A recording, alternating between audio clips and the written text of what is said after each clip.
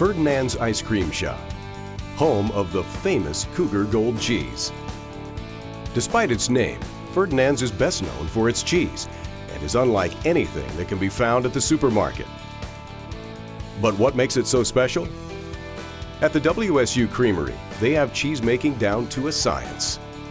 From milk collection to pasteurization to cheddaring, pressing, canning, and distribution, the cheese-making process is no simple task.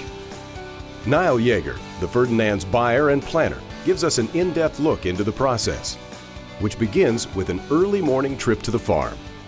Every morning we start at about 4:30 a.m. There's a student driver that comes in that's going to be picking the milk up out at the farm. At the farm, they're going to be checking for quality, so they'll smell the odor when they first open the lid. They'll look at the temperatures. If everything's good, they'll hook up to the truck and then they'll pump the milk into the truck. From there, they drive the truck back to the creamery here.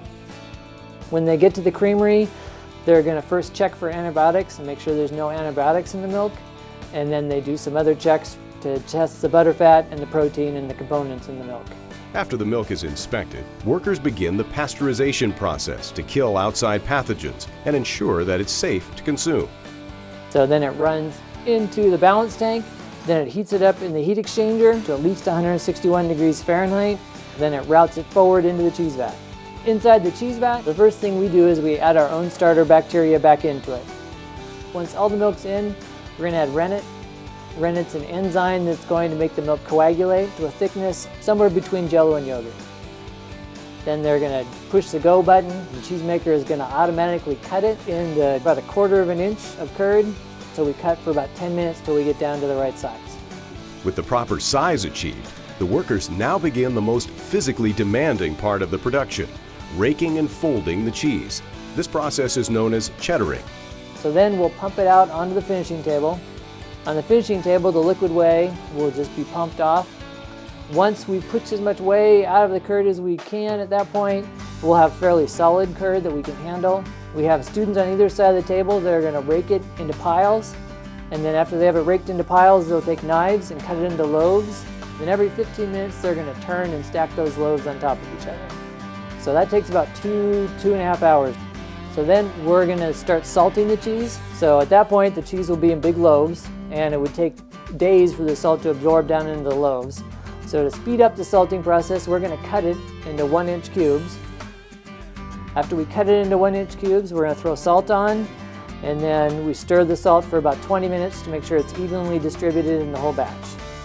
After achieving the proper acidity with the salt, it's time to squeeze out the remaining whey and compress the curd into a solid form.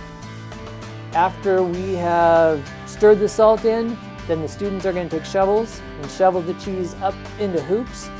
After they've filled all the hoops with cheese, the students make sure there's enough cheese in each hoop for 9 cans of cheese, and that's going to get pressed. To start with, the cheese is going to be loose, the 1-inch cubes. Once it gets put into the hoops, it's going to get pressed, and after about an hour of pressing, it'll be in a solid hoop that they can handle. So they're going to take the cheese out, they're going to wrap it in a plastic cheesecloth, and that presses overnight. So in the morning when they come in, they're going to slice the cheese. The slicer is one by one going to pick up the hoops of cheese, cut it up into pieces that go into our cheese can. The can is then going to go through the sealing machine. Once it gets into the machine, there's a vacuum that's going to pull the air out of the can. It's going to shoot a lid in to sit on top of the can. After the cheese is sealed inside the sealer, it runs out on a conveyor belt, prints the date on the lid. Then they set it in baskets, push the stacks into the aging room. It's going to sit there for at least 3 days to give it time for it to leak if it is going to. Sometimes those lids leak a little bit, so if that happens, air can get into the can. If air gets in the can, all kinds of ugly stuff can grow. Probably mold is the most common thing that we see. We don't want that to happen, so after 3 days, we're going to test each can to make sure that it has a good seal. They have a depth gauge that they're going to set on top of each can to measure how far that lid's pulled down. After the cheese is canned, it's sent to the storage warehouse to age for 1 year and develop its rich flavors.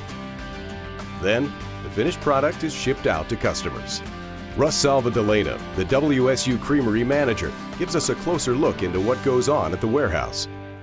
About a half a mile away from here is the Creamery Annex. It's a 20,000 square foot refrigerated storage warehouse.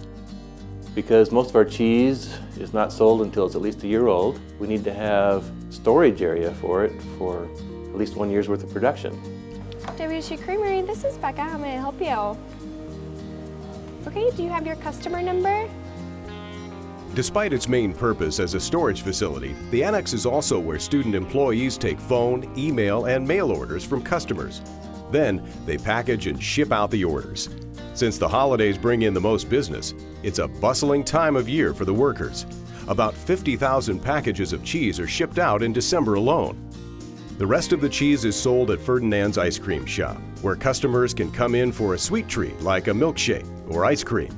Or they can choose from 8 savory varieties of cheese, including natural and smoky cheddar, dill garlic, sweet basil, hot pepper, crimson fire, Viking, and of course, the famous Cougar Gold.